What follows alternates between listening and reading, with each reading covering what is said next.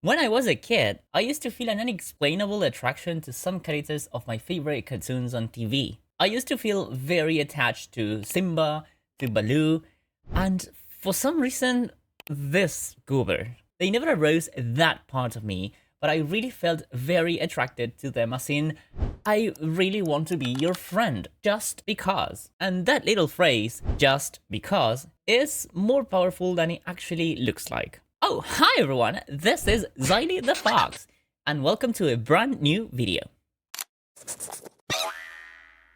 Just because. Two words, but a whole phrase to explain something we can't find the words to put forward. Many a time I've lost track of time checking message requests, which in turn make me feel a bit awkward. You see, I'm quite a reserved person. It is not that I am antisocial, but I do find it hard to actually scrape together the courage to start a conversation and make friends without feeling that I am annoying to the other person. Yeah, I know it looks hypocrite of me after my videos talking about furry friends and whatnot, but I must admit it, I find it hard not to feel awkward. I feel there are some boundaries to social interactions that some people might not acknowledge mostly, and which provoke the disappearing of this I don't want to make the other feel annoyed social barrier.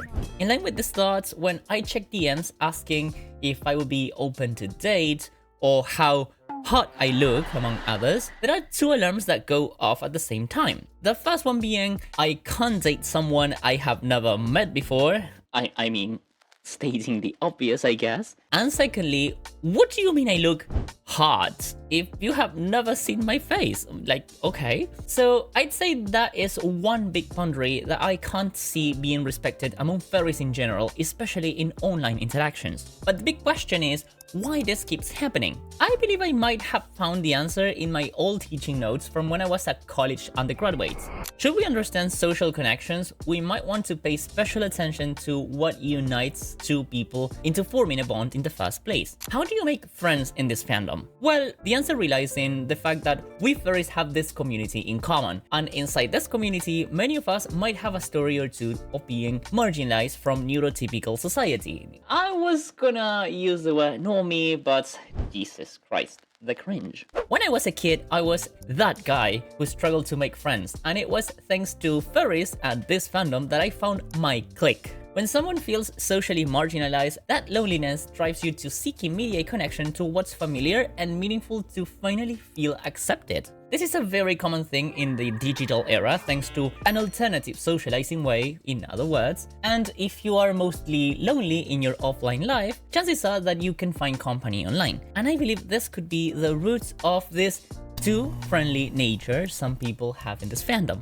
Now, I want you to know this in particular. We obviously can't go after a person and tell them straight at their faces that what they are doing is wrong, because they might not perceive it that way. And in turn, we might come off offensive as well. We all know that the furry fandom is a very welcoming community, and because it welcomes everyone, it shows itself as a beacon of hope for all those spectrums of society. However, being too open to trust can be a very dangerous trait. Going back to that loneliness stage, when someone finds a group of people who actually understand their likes and preferences, and they appear as potential friends, I guess the crave for being part of that group becomes overwhelming. This is particularly common when someone feels appreciated or is shown kindness for the very first time, and without knowing much about the other person, they immediately want to be part of their lives. In the past, I've discussed the dangers of parasocial relationships in the furry fandom, but focused on the dating aspect of this community. However, being too trusty or too attached to someone is a sign that parasocial relationships are not exclusive to dating, but they rather exist and are actually more common in trying to make friends in this fandom. The concept of a parasocial behavior in relationships is always based on an excess of admiration. In simpler words, we could define it as a one-sided psychological bond where one person extends emotional energy, interest, and time, while the other person in question generally doesn't acknowledge that work on the other side. Now, the problem arises when this obvious lack of reciprocity becomes tangible, and it is there that a problem starts. Yet, if this ever happened to you, remember that this behavior is not to be apologized for. I don't mean to be grumpy or impolite, but at the end of the day, this fictional attachment is the root of all those issues, and the only person to be held accountable is the one expecting reciprocity where there was no relationship at all in the first place. I can see, however, that there is a lack of social interaction skill. It's not that this just pops out of nowhere, and that might explain why this attachment originated in the first place. Again, we can't expect everyone to know how to actually socialize, especially if this someone comes from a lonely background, but we can set, in the other way, some boundaries in interactions. Don't underestimate the power of speaking up and saying no. It might seem hard to say it if you don't want to be rude, but saying no is the best alternative in this scenario at the end of the day. However, this is a task that you shouldn't be put in charge of, and I want to say that in particular. You shouldn't assume the role of a therapist or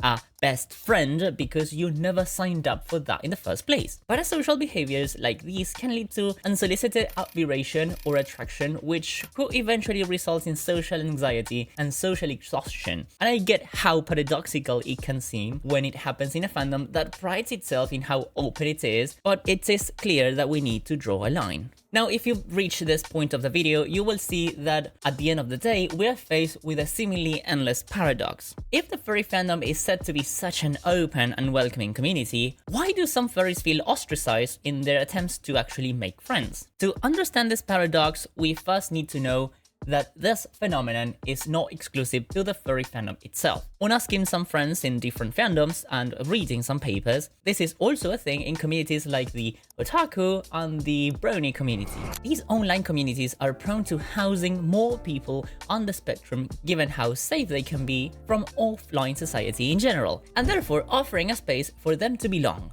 Yet, despite the tools that communities like the furry fandom can give, such as a space to be and more interest to talk about, at the end of the day, you still have to interact with people who might not share the same perception of boundaries that you have. It can be hard if you're not told how to interact and how not to as well. So that's why I want to say this. As you can already imagine, this will never be a problem with an easy solution. However, we can all do our bit to help this fandom improve a little more and be more open to those people too. Complaining and disappearing from these people's circles can be a short-term solution, but don't you think it's a bit rude? I believe ghosting people is a bit rude, so let me explain this with an example. When I was studying to be a teacher, one of the professors put some coins inside a piggy bank, and we all answered that there were coins inside after he asked, "What can you tell me what's inside?" Then he put marbles inside and asked the same question. It was natural to reply, "There are marbles," but because we saw that, he then proceeded to elaborate that we have the tools to predict what there could be inside.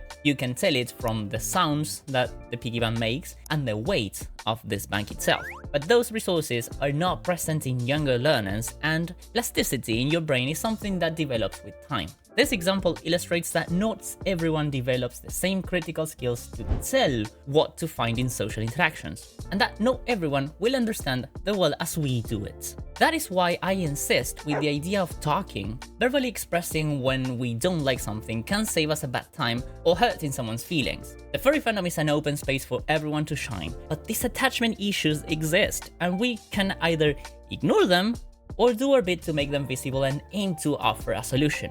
It will be hard at first, of course, and tiring, that's without saying. But I believe we can do our bit to help others avoid these parasocial behaviors and help them abandon these attachment issues, which I believe are one of the biggest core problems of this fandom at the end of the day. But what would you do to solve them? Well, I'll read it in the comments. I hope you guys have enjoyed today's video, and if you did, as I said, let me know about it. Has this ever happened to you? What other ways of dealing with this issue can you think of? Well, you can all leave your opinions in the comment section and I will take a read of them. If you have a friend who might be interested in this topic, like the video and share it with them.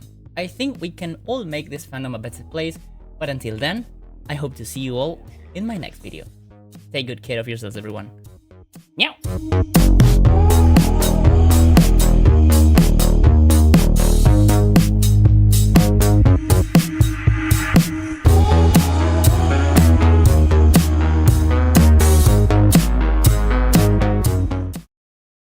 I had a good job until my boss accused me of being a furry.